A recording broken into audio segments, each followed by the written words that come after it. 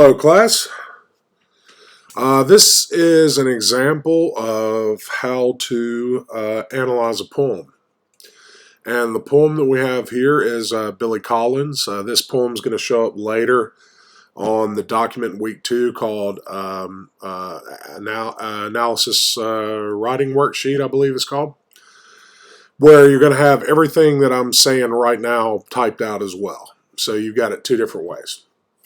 Now, I know that this is a short poem, and it doesn't look like there's a whole lot to break down here, but you could actually write an entire 900-word essay about this poem if you're extremely thorough in your analysis, even though it's only got 4 lines and a title, two-line stanzas. So here we go. So like I said, the author is Billy Collins. The title of this poem is Divorce. So step 1 when you're analyzing any poem or short story, you always want to take a look at the title. You don't want to think about just the obvious meaning of the word, but there may be, other, meanings intended. That may not be the case with every poem, whatever. So you have divorce. Everybody knows what a divorce is.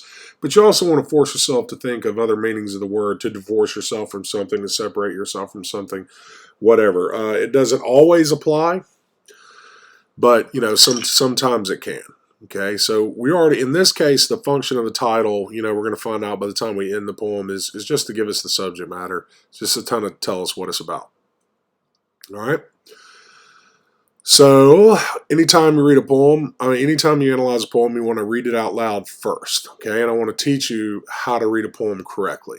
Okay, the way language evolved. I don't want to get into a long history lesson on how language evolved, but essentially, punctuation gets added in later when we're at a point when language is largely memorized, and and it's to add pauses and musicality and rhythm to a sentence. So anytime you see a comma that is a quarter pause, you guys who are in music, like quarter time, half time.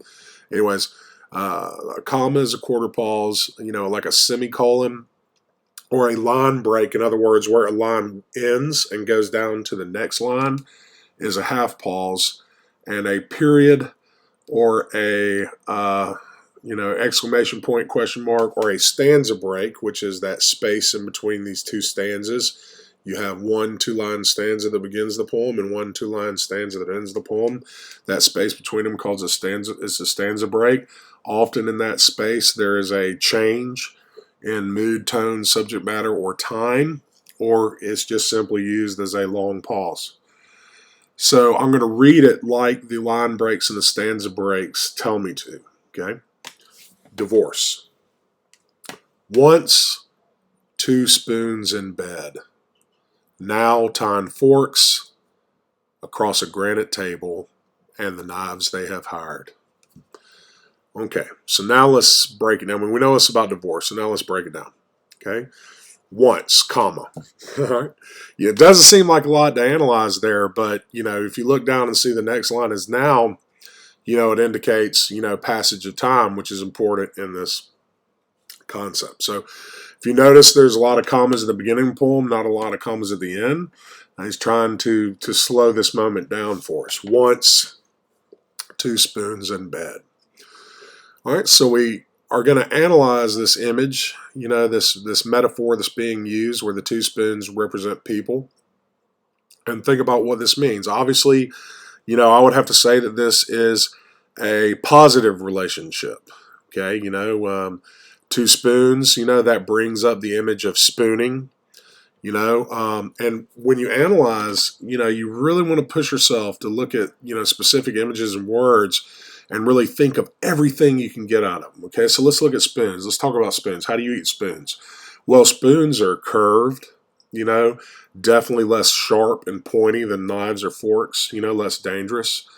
Generally, when you eat with a spoon, you gently cup some kind of food, usually fluid, and it's held safely in that spoon, and it's carefully brought to the lips. And many people, when you eat out of a spoon, you almost make like a kissy face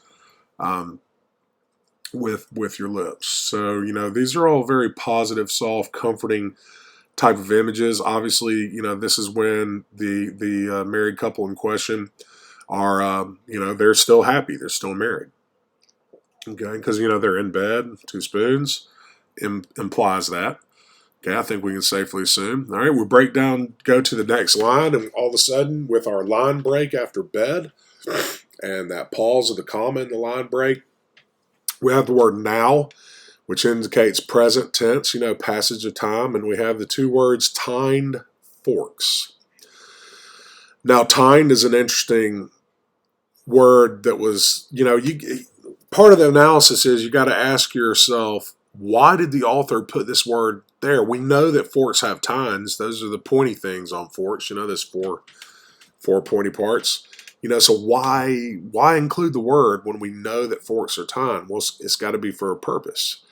Okay, so let's think about it. You know, tine draws attention to the fact that forks have those four spikes. Okay, so let's look at a fork. You know, what are our mental associations with fork? Pitchfork, you know, devilish, bad things, you know, like a fork. How do you eat with a fork? You jab, you stab things. Forks are also, you know, a path in the road, so there's that secondary implied meaning. So now they're tined forks. You know, their relationship is sharp. There's barbs. They're stabbing at each other with their words. You know, it's not good. This shows us that the negative, you know, the negative aspect of the marriage is really kicked in.